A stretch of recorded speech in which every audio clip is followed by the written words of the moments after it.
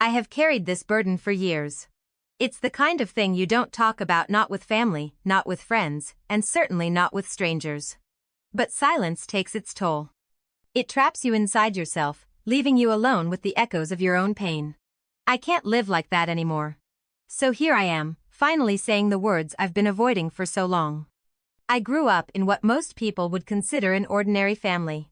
My brother, Caden Burke, was the kind of person everyone adored. He had an effortless charm, a way of making people laugh even when they didn't want to.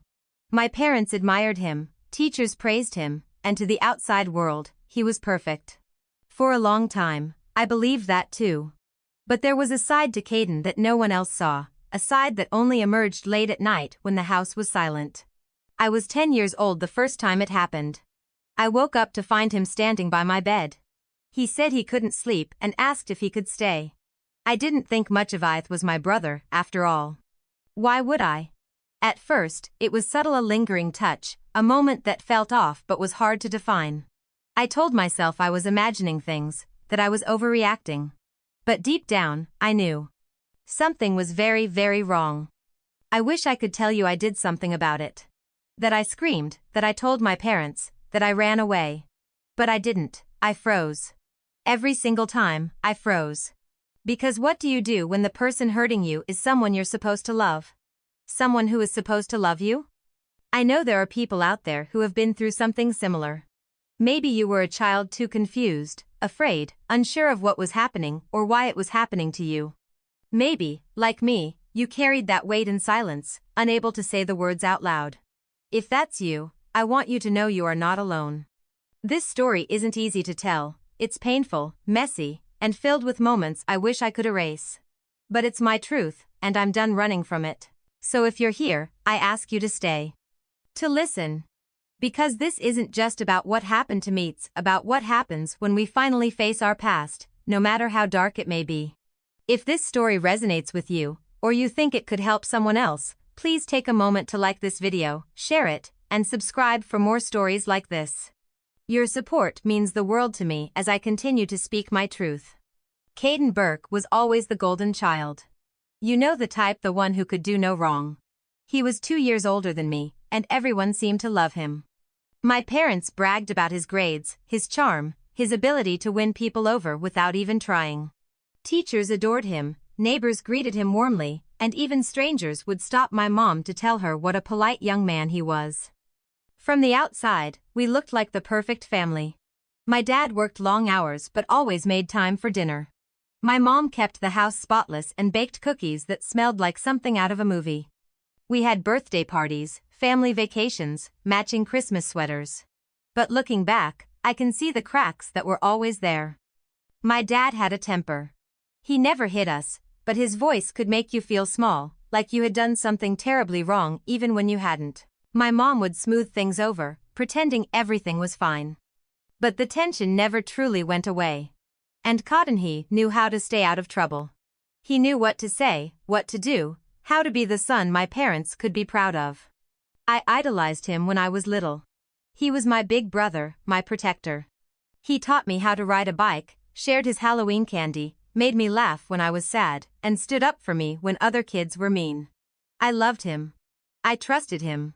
And for the longest time, I believed he loved and protected me too. The first time something felt wrong, I was about 7. We were playing hide and seek, and I was hiding in my parents' closet. Caden found me, but instead of tagging me and running off like he usually would, he sat down next to me. He told me it was our secret spot, that no one else would find us there.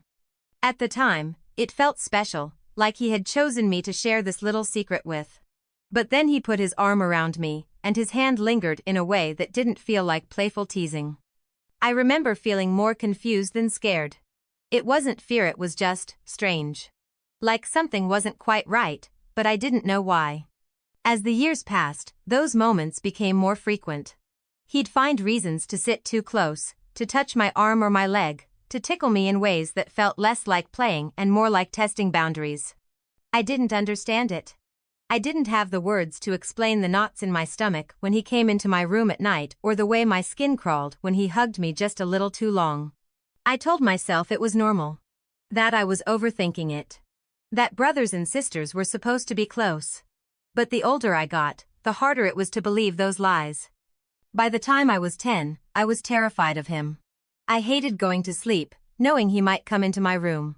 I hated the way he looked at me, like he knew something I didn't. And I hated myself for not saying anything, for not doing anything to stop it. But how could I? He was the one everyone adored, the one my parents praised. If I spoke up, who would believe me? Who would want to believe that their perfect son, their charming, well-mannered boy, was capable of something so terrible? It was hard to accept that the person everyone saw as the perfect son could do something so terrible. I remember one night when I was 12, I finally found the courage to tell my mom that I didn't want to share a room with Caden when we visited my grandparents. I told her I needed my own space, that I was getting older and wanted privacy.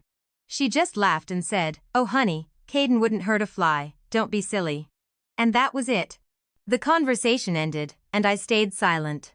I kept quiet for years. But my silence came at a cost. I couldn't look at him without feeling a storm of emotions: anger, fear, guilt. And yet, I still loved him. I didn't know how not to. He was my brother. But I also hated him for what he had done, for what he was still doing. That conflict tore me apart. How do you love someone who has hurt you in ways you can't even put into words? How do you hate someone you're supposed to love? I didn't have the answers then, and even now, I don't have them all. But I do know one thing: pretending it didn't happen didn't make it go away. It didn't erase the memories, lessen the pain, or make me feel any less alone. Thanksgiving was always a big deal in our family. My mom loved to cook, and everyone would gather: cousins, aunts, Uncle Saul. We packed into one house, sharing food and laughter. It was supposed to be a time of joy, but for me, it was the night everything changed. By then, I was 17, and I had mastered the art of pretending. Pretending I was fine. Pretending I didn't dread family gatherings because they meant being near Caden. Pretending I wasn't haunted by memories of all the nights he had come into my room, doing things I couldn't even let myself think about, let alone say out loud. But that night, I couldn't pretend anymore. The day had been chaotic, as always: the kitchen filled with clattering dishes and overlapping conversations. My mom was giving orders about the turkey, my dad was laughing with my uncles, and Caden was being Caden. Charming everyone, making them laugh, helping my mom carry dishes to the table. To anyone else, he looked like the perfect son, the perfect brother.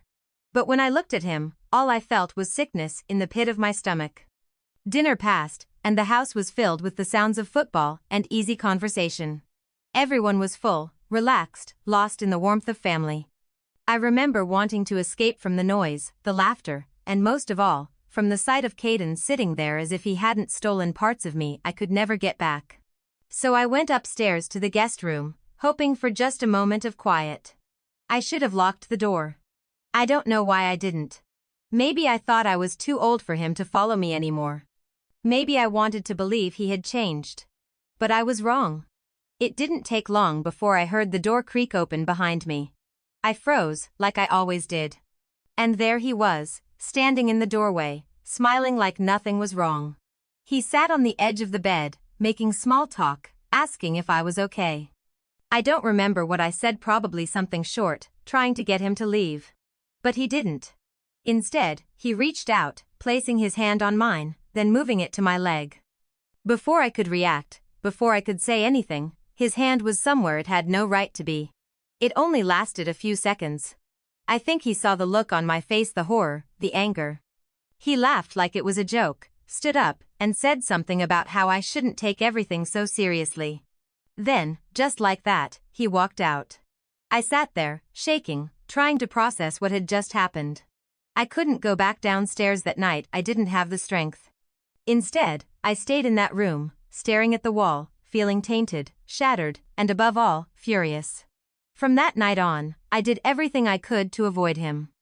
I stopped attending family gatherings unless I was certain he wouldn't be there. I blocked his number, ignored his messages, and pretended not to notice him when we crossed paths in public. But no matter how far I tried to run, he was always there in the back of my mind, a shadow I couldn't escape. And when I did see him, I laughed. I don't know why. Maybe it was my way of pretending it didn't affect me, of convincing myself that I had moved on. But I know that he knows the truth. I see it in the way he avoids looking at me for too long, in the way he tries to act as if nothing ever happened. He knows what he did. And he knows I remember. I've done everything I can to move forward. I've gone to therapy, read books about healing, tried to leave the past behind. And for the most part, I'm okay. But then, I hear his name, or I see someone who resembles him, and suddenly, it all comes rushing back: the shame, the anger, the guilt. I despise the fact that he still holds that power over me, that after all these years, I'm still searching for a way to take it back. That's why I'm telling this story now. Because I'm done running. I'm done pretending. This isn't just about that night or the nights before, it's about finally standing up and saying, this happened, it was real. And it wasn't my fault. I'm saying it for myself and for anyone else who has ever been made to feel like their pain didn't matter. It does. You do. Sometimes, I wonder why it still lingers after all these years. I've built a life for myself, moved forward in ways I never thought I could. I've gone to therapy, faced my memories, and reminded myself time and again that I am stronger than what happened to me. But still, there are moments when it feels as raw as the day it happened. It's not constant, not like before, but certain things bring it back. Holidays, family gatherings, a familiar smell, a song from that time. And when it happens, I catch myself thinking, what if I confronted him? What if I made him admit what he did? But then I remind myself that some answers don't bring peace. They only reopen old wounds. Was there something broken inside him, or did he do it simply because he could? These are questions I don't think I'll ever fully understand why he did it. Was it about potions I will never have the answers to, and I've learned to accept that. I've learned that healing isn't about getting closure from the person who hurt you, it's about finding it within yourself. And for me, that has meant reclaiming my story, choosing to speak rather than allowing the past to define me. But even now, when I see him, when we end up in the same room at a wedding or family event, I still laugh. Not because it's funny, but because it's the only way I know how to cope. It's a nervous reflex, my body's way of pretending that everything is fine. And I see it in his face. He knows exactly why I'm laughing. And I think that terrifies him more than anything. I used to hate him for what he did, for the way he stole my innocence, my trust. And part of me still does. But now, more than anything, I pity him. Because while I've done the work to heal, to move forward, he is the one who has to live with himself. He is the one who has to carry the weight of what he did every single day. To anyone watching this who has gone through something similar, know this: you are not alone. Your pain is valid, no matter how long ago it happened or how much you've tried to bury it. Healing isn't linear. It's messy, it takes time, but it is possible. And it starts with acknowledging your truth, even when it's hard. And to my brother, if you're watching this, you know what you did. I've spent too many years wondering why, but I'm done letting those questions take space in my mind. This isn't about you anymore. It's about me taking back my power. If you've made it this far, thank you for listening to my story. It's not easy to share, but I hope it helps someone out there feel a little less alone. If you relate to this or have thoughts on why these memories linger, I'd love to hear from you. Leave a comment, share your perspective. And if you think this story might help someone else, please like and share it. Healing starts with conversations like this, and I'm grateful to have shared mine with you. Thank you.